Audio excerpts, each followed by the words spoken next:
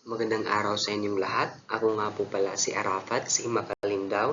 And ang aking i-discuss ngayon ay ang Filipino sa komunikasyong online. Ito ay karugtong ng discussion na ibinahagi ni Miss Haji Nabil. So, ating talakayin. Sa kasalukuyang panahon, hindi may kaakaila ang malaking papel ng teknolohiya sa iba't ibang aspeto ng ating buhay. Isa sa pinakamalagang pagbabago ay ang epekto nito sa ating paraan ng komunikasyon, interaksyon at pagkuha at pagbabahagi ng mga impormasyon.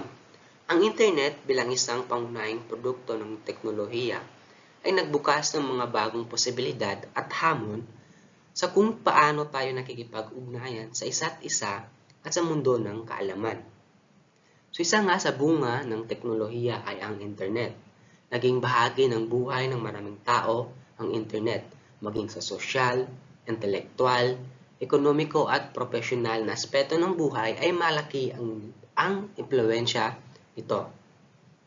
So talakayin natin ang tatlong kategorya ng gamit ng internet sa tao o sa kanyang buhay. Ang una ay ang komunikasyon, interaksyon, at impormasyon. Filipino sa komunikasyon. Malaki ang naging impluwensya ng teknolohiya, lalo na ang internet sa paraan ng ating komunikasyon. Dahil dito, mas malayo at mas mabilis na tayong nakakapagpalitan ng mensahe at nakakaugnay sa iba anuman ang kanilang lokasyon. Pinago nito ang dinamiko ng pagkikipagtalastasan at nagbukas ng mga bagong paraan para sa pagpapahayag at pagbabahagi ng mga ideya.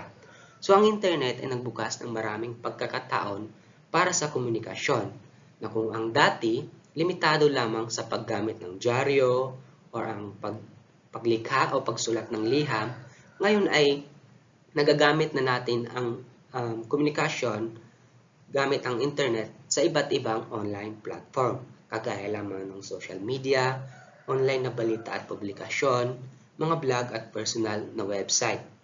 Ang una ay ang paggamit ng video call sa mga aplikasyon tulad ng Zoom o Google Meet upang makausap ang mga mahal natin sa buhay na nasa malalayong lugar, kagaya lamang ng halimbawa ni Miss Haji Nabil na ginagamit nila ang social media upang makausap ang kanyang ate na nasa abroad. Pangalawa, ang pagpapadala ng instant messages sa pamamagitan ng Messenger o Telegram para sa mabilisang pagpapalitan ng mensahe. So isang click mo lang ay bahagi mo na ang yung mensahe sa ibang tao na nasa malayong lugar. Filipino sa interaksyon.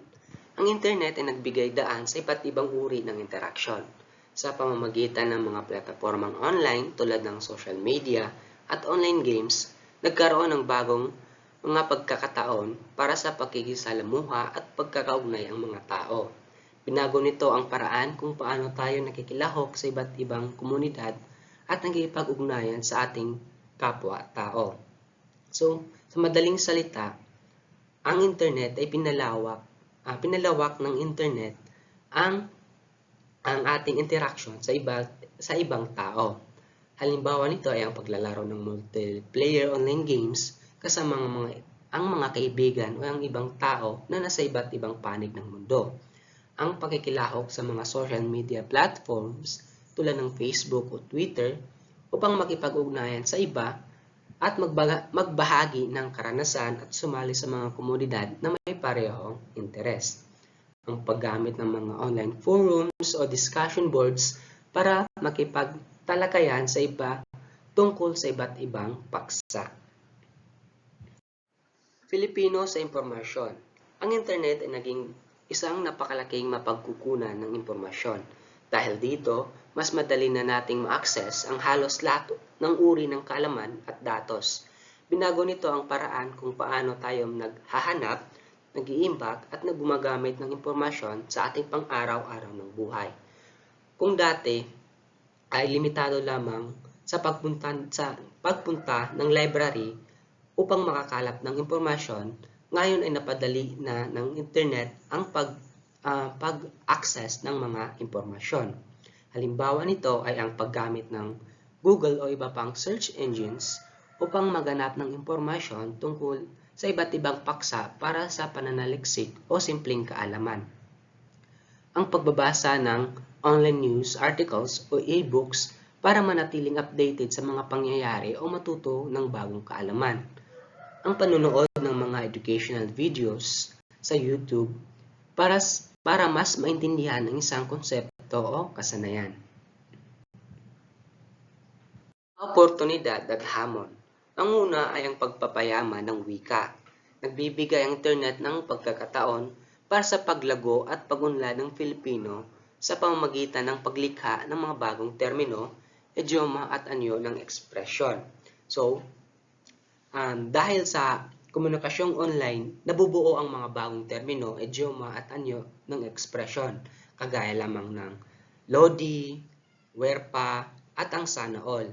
Ilan lamang yan sa mga halimbawa na nabuo or nalikha sa paggamit ng komunikasyong online. Pangalawa ay ang mas malawak na audience. Dahil sa internet, mas maraming tao ang maaaring maabot ng Filipino kabilang ang mga Pilipino sa ibang bansa na nakapaglalabas ng global ng presensya ng wika. Pangatlo, digital divide. Hindi lahat ng mga Pilipino ay may pantay na access sa internet na maaaring magdulot ng hindi pagkakapantay-pantay sa mga tuntunin ng pag-access sa impormasyon at mga pagkakataon para sa pakikilahok. Kabuuan, malinaw na ang teknolohiya, partikular na ang internet, ay nagdala ng revolusyonaryong pagbabago sa ating komunikasyon, interaksyon at paggamit ng impormasyon. Pinadali nito ang pagkikipag-ugnayan sa malalayong distansya at nagbukas ng mga bagong paraan ng pakikisalamuha at ginawang mas abot kamay ang halos lahat ng uri ng kaalaman. Bagamat nagdudulot ito ng maraming positibong oportunidad, mahalagang tandaan din ng mga kaakibat nitong hamon. Ang patuloy na pag-unlad ng teknolohiya ay nangangailangan ng maingat na paggamit at pag-unawa upang lubos na mapakinabangan ang mga benepisyo nito sa ating pagkikipagtalastasan, pakikisalamuha at pagtuklas ng mga impormasyon. Ito nagtatapos ang aking report. Maraming salamat sa pakikinig.